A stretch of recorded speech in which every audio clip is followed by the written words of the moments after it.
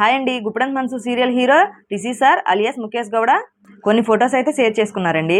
ఆ photos and videos అయితే నెట్టింట బాగా వైరల్ అవుతున్నాయి.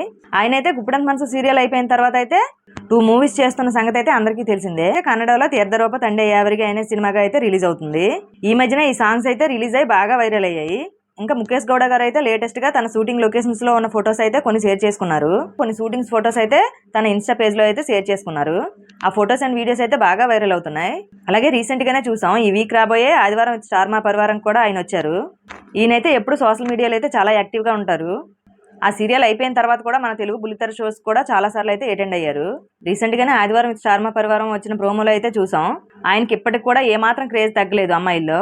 ముఖేష్ గారిని మీలో ఎంతమంది పెళ్లి చేసుకుంటారు అని శ్రీముఖి అడిగిన దానికైతే చాలా మంది ఆల్మోస్ట్ అమ్మాయిలందరూ అయితే చెయ్యెత్తారు. అంత క్రేజ్ ఉంది ఈయనకైతే, ఇప్పటికీ ఏమాత్రం తగ్గలేదు.